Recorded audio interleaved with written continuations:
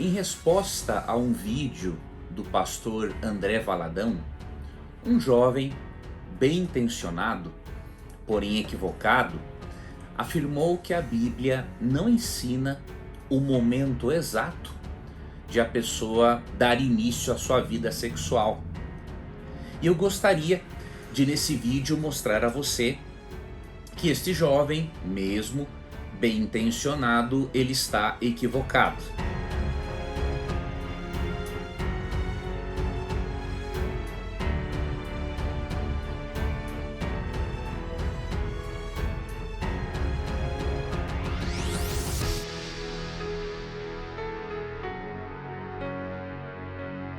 Eu, além de utilizar a Bíblia, algumas informações eu extraí deste livro, Manual dos Tempos e Costumes Bíblicos, de William Coleman.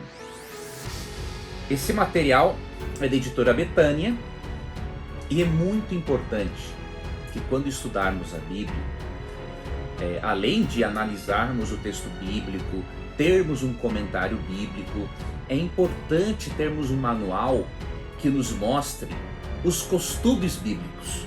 Por quê? Muitos costumes bíblicos não têm um fator só cultural.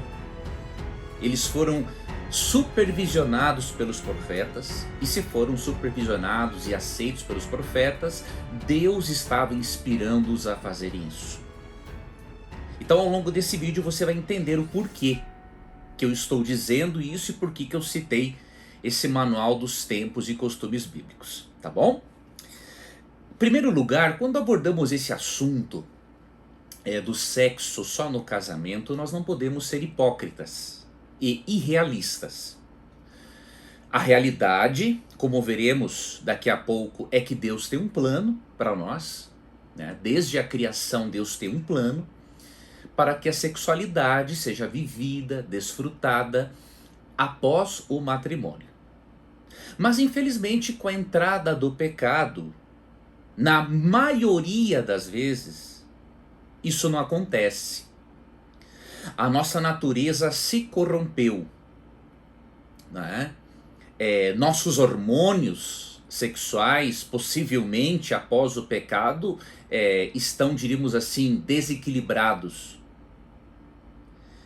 Então, a maioria, infelizmente, né, dos jovens e dos que hoje são adultos, não conseguiram no início viver este plano de Deus. Mas existe uma parte de jovens que, graças a Deus, consegue viver este plano.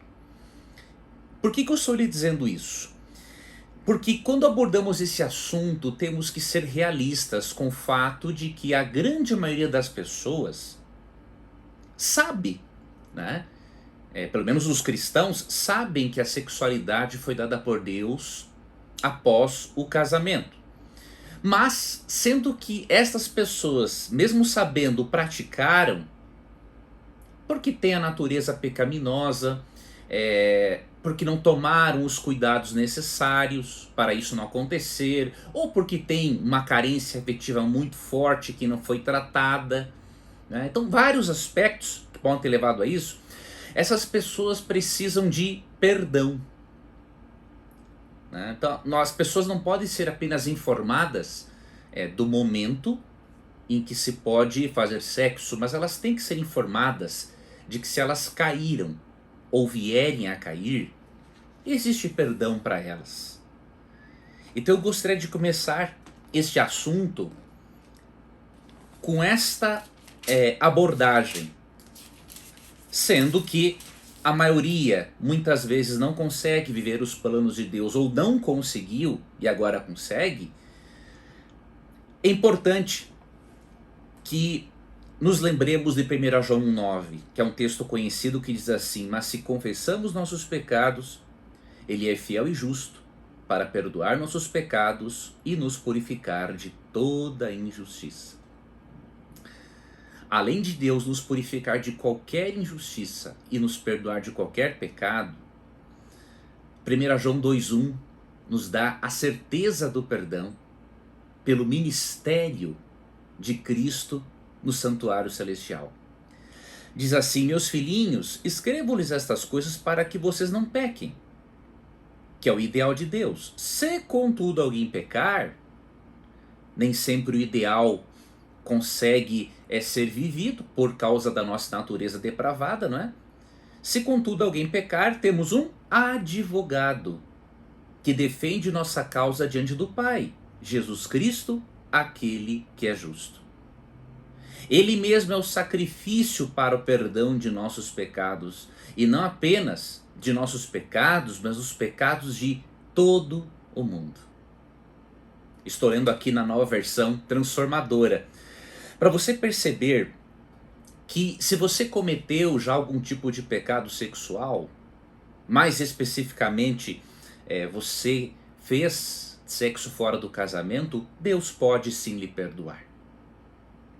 Deus não pode e não vai lhe tornar mais virgem no aspecto físico, mas no aspecto espiritual, Deus torna você virgem. Porque a graça de Jesus, a justiça de Cristo transferida a você, é como se você não tivesse pecado. Tá? Então você pode desfrutar dessa paz. Então você primeiro precisa entender que há perdão para você não ficar uma pessoa neurótica, né? Uma pessoa que tem a neura de a todo instante, né, pensar apenas do ponto de vista negativo da sexualidade. Ela tende a ficar neurótica. Agora, nós também não podemos esquecer que além do perdão e da justificação, há a santificação. A santificação, que é um processo de transformação pelo qual o Espírito Santo nos torna mais semelhantes a Deus. A santificação, ela evita que sejamos libertinos. Então, a justificação evita que sejamos neuróticos por causa do sexo. A santificação evita que sejamos libertinos. Ok? Dito isso, vamos ver como que Deus criou, não é, a sexualidade e em que momento Deus prefere e deseja, obviamente, que os seres humanos desfrutem da sexualidade. Depois que já vimos que, infelizmente, e é uma realidade, a maioria não conseguiu cumprir esse plano, mas que outros conseguem.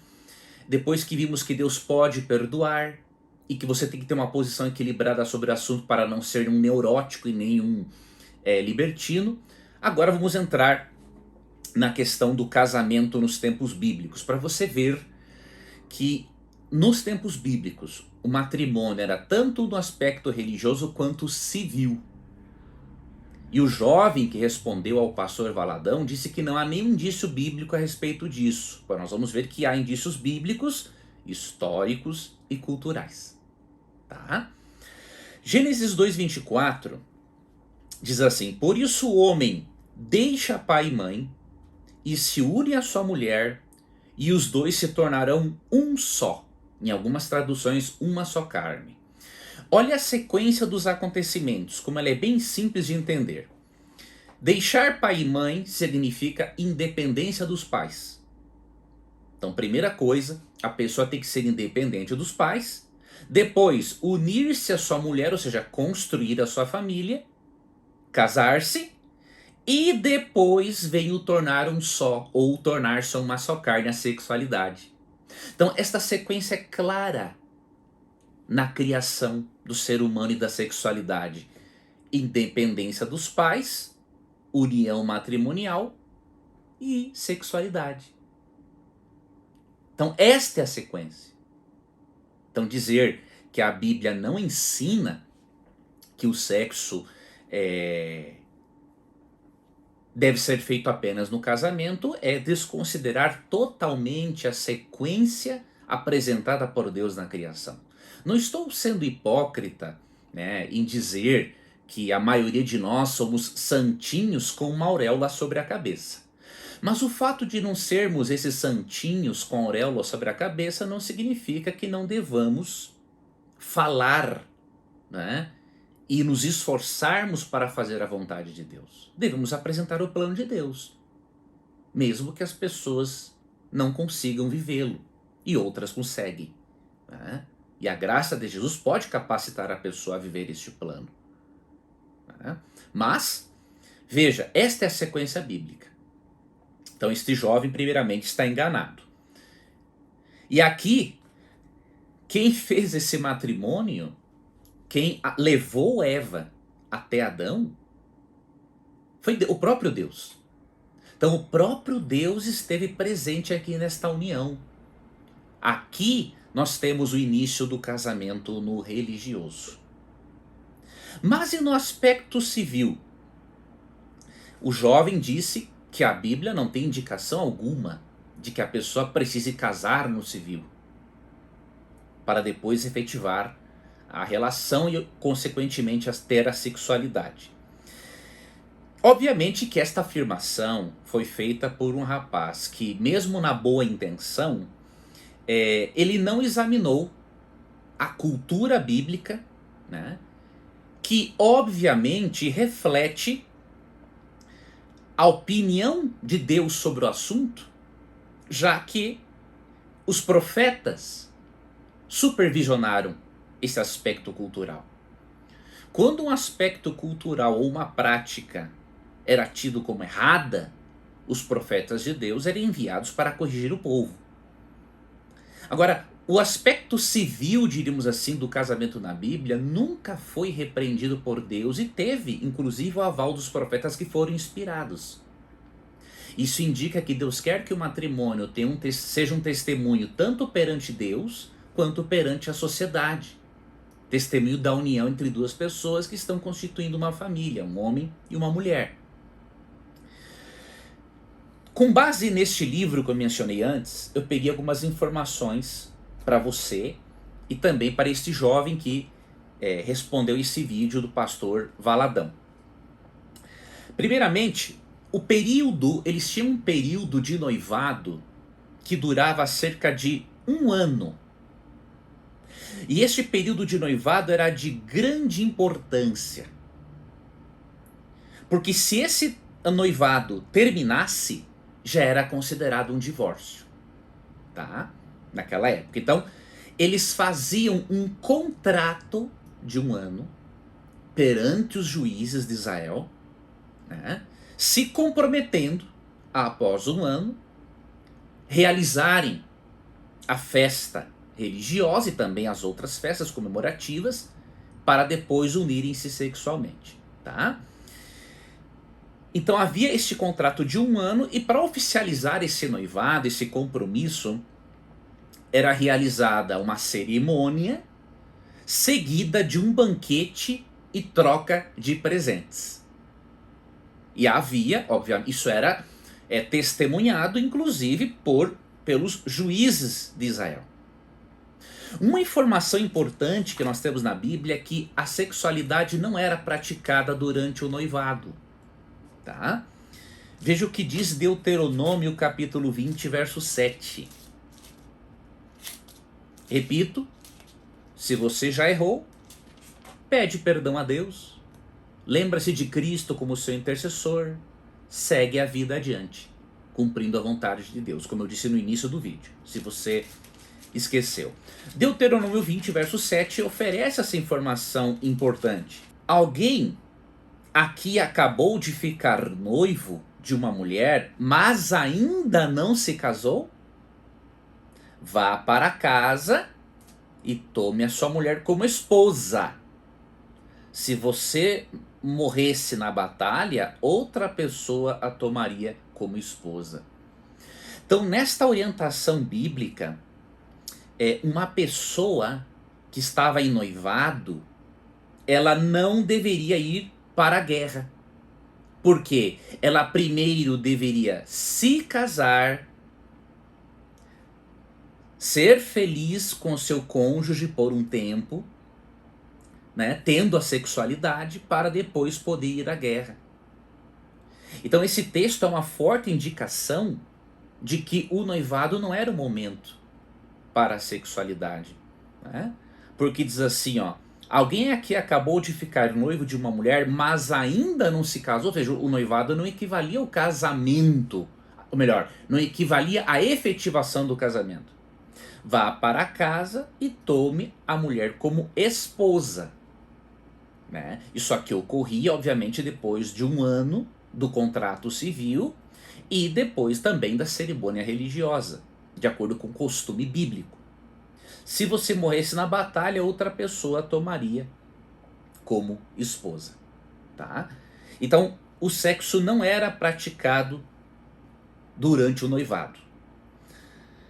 Após o noivado, interessante isso, na cultura bíblica, após o noivado, mesmo a sexualidade não sendo praticada neste período, os jovens já se chamavam de esposo e esposa. Veja, por exemplo, aqui Mateus, capítulo 1, verso 19. José, seu noivo, em algumas outras traduções está esposo, tá? Era um homem justo e resolveu romper a união em segredo, pois não queria envergonhá-la com uma separação pública, né? José, marido de Maria, sendo um homem íntegro, ele ainda não sabia que Maria estava grávida de uma forma sobrenatural. Ele iria romper, ele estava pensando em romper secretamente o compromisso, né? Aqui nessa tradução eu li, né, antes do casamento, porém, olha o verso 18, ela engravidou. E aí no verso 19, seu noivo era um homem justo e resolveu romper a união em segredo. A sexualidade era praticada depois do noivado e depois do casamento do religioso. E ele queria aqui terminar por quê? Porque ele e Maria não tiveram relações durante o período de noivado, iriam ter só depois do casamento. Interessante que Mateus 1:21 nos informa, não é? Que no caso de José e Maria, ele veio a ter relações sexuais com ela só depois que Jesus Cristo nasceu. Então isso nos mostra, né, que o noivado não era o momento do casamento. Então o que o jovem disse que a Bíblia não ensina em qual momento começa a sexualidade, esse jovem está obviamente enganado, tá? E este contrato de um ano, né, que durava o noivado, ele seria como o casamento no civil hoje. Porque o casamento é uma demonstração pública e também perante Deus de que um homem e uma mulher estão constituindo família, tá? E após este um ano, eles passavam a viver juntos, tendo obviamente a cerimônia religiosa, consumavam o matrimônio, consumavam o casamento, tá bom? Vou ler aqui mais uns textos bíblicos para você reforçar esta compreensão e você ver que o ensino bíblico, né, acerca da sexualidade após o casamento tem sim base nas escrituras e no contexto histórico e cultural, repito, supervisionado pelos profetas que nunca foram contra isso, pelo contrário, eram testemunhas desses acontecimentos. E especialmente os juízes, né? Vamos ler alguns textos esclarecedores. O primeiro se encontra em Lucas, capítulo 2, verso 5. Depois eu vou lhe mostrar, vou lhe falar por que os casais casados podem viver mais a plenitude do prazer sexual. Você tem que acompanhar o vídeo, não pode parar por aí. Lucas 2,5 diz assim, levando consigo Maria, sua noiva, que estava grávida. O que você percebe aqui?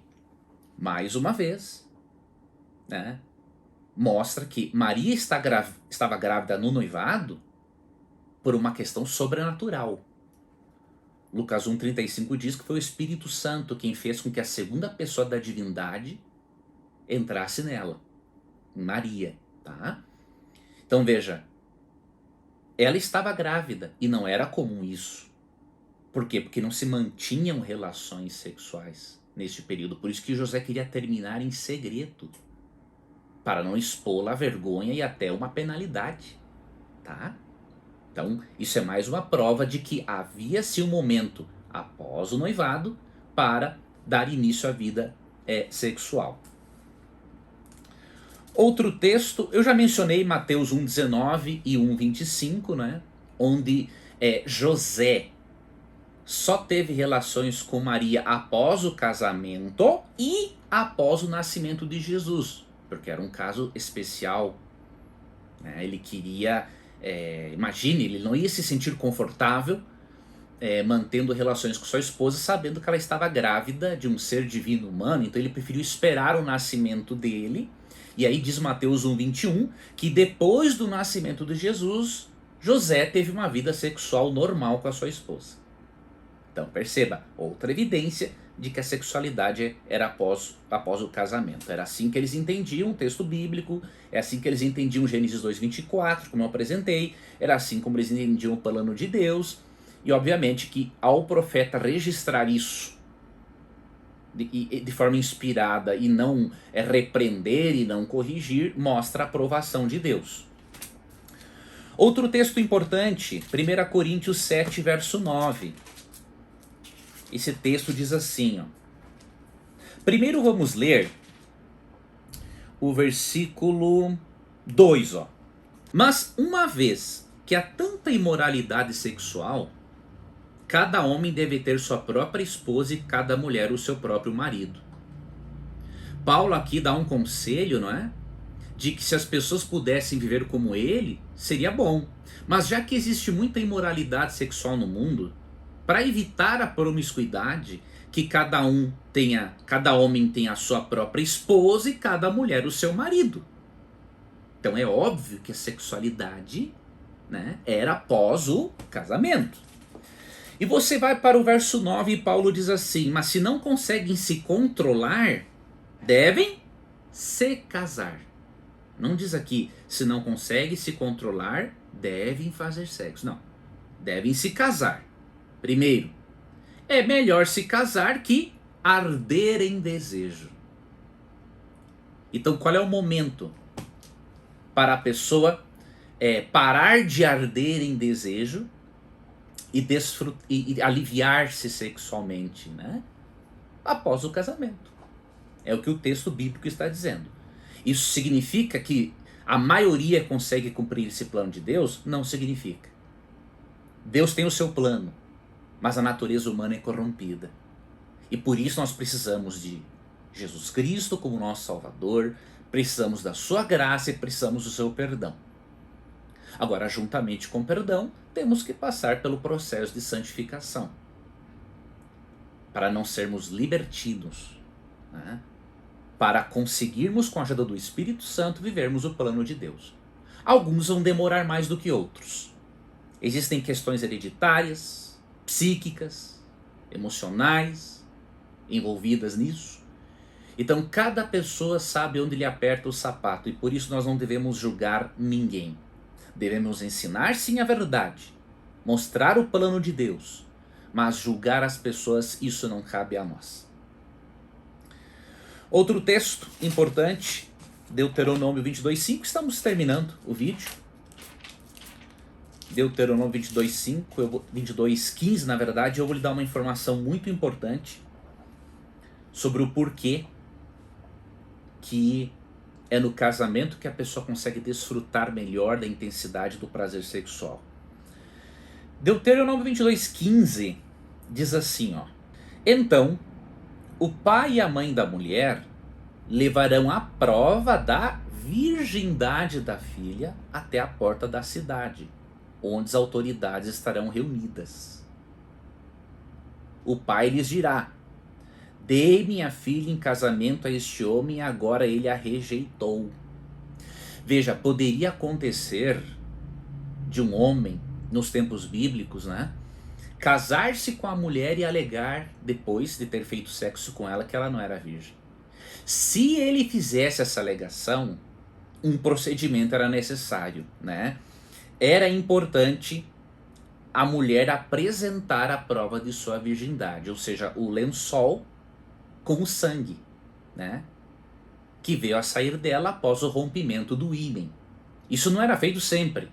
Deus não queria que a mulher se expusesse. Agora, quando a mulher era questionada pelo marido, a virgindade dela era questionada, então para ela se defender desta acusação de que ela não se casou virgem, aí era realizado esse procedimento. E o homem, ele além de permanecer casado com ela, ele receberia alguns açoites para ele aprender a não fazer isso com a esposa dele. E ele nunca mais poderia se divorciar dela. Então você percebe, a moça, o homem também era o plano de Deus, se casava virgem. O que eu quero concluir com você a partir desse vídeo? Que se os profetas... Primeiro que nós temos base bíblica que prova que a sexualidade era desfrutada após o casamento.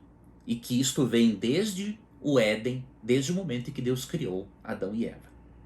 Tá? E Deus foi quem fez o casamento deles. Tá? Então você pode ler isso em Gênesis 2, 24. Pode ler também em Gênesis 1, 28, quando Deus os capacitou a multiplicar. Né? Então você vê que Deus deu a sexualidade para o ser humano desde a criação. Tá? Concluímos que há base bíblica sim para a afirmação de que Deus quer que as pessoas vivam a sexualidade após o casamento, mesmo que o pecado atrapalhe muitos de viverem esse plano. Conclui-se também que os profetas, que se os profetas supervisionavam, né, o povo, seus costumes, e não desaprovaram este noivado de um ano, que era um casamento civil, e que só depois disso havia a efetivação do casamento e o início da vida sexual após essa cerimônia religiosa, conclui-se que a explicação daquele rapaz, repito, mesmo bem intencionada, não tem base bíblica e histórica. E além disso, esse rapaz desconsiderou todo o contexto cultural e bíblico daquela época. Então essa seria a resposta, a explicação que eu queria deixar para você. Eu espero que tenha ajudado a você a entender o plano de Deus e que você se lembre, não é? Quando você não conseguir ver o plano de Deus, você tem um sumo sacerdote, que é Jesus Cristo, intercedendo por você no reino dos céus. 1 João 2, 1 e 2. Lembre-se, filhinhos, essas coisas vos escrevo para que não pequeis. Se todavia ouvir alguém pecar, temos um advogado junto ao Pai, Jesus Cristo, o justo. E o que eu prometi antes, por que o casamento, é no casamento que a sexualidade é desfrutada com mais intensidade? Um sociólogo chamado Andrew Greeley, ele comprovou que os casais que oram de mãos dadas com frequência, eles têm maior prazer, maior êxtase sexual. O que isso significa? Que há uma dimensão espiritual também na sexualidade. E dois jovens, ou duas pessoas que estão na prática sexual fora do casamento, elas têm um sentimento de culpa que as atrapalha de orarem de mãos dadas e desfrutarem também dessa dimensão espiritual do casamento. Como seres holísticos, nós desfrutamos da sexualidade na dimensão física, na dimensão psíquica, mas também na dimensão espiritual. E isso só pode ser realmente vivido dentro do contexto do casamento. Então, além dos dados bíblicos, existem provas científicas desta realidade. Tá? Mas siga adiante. Viva o plano de Deus. E se você não conseguiu, lembre-se que a justiça de Cristo, mesmo não podendo lhe tornar virgem fisicamente, ela lhe torna virgem espiritualmente. Recomece, fique de cabeça erguida, porque o amor e o perdão de Deus por você são maiores que os seus pecados. Receba o meu abraço, Deus te abençoe e nos vemos numa próxima oportunidade.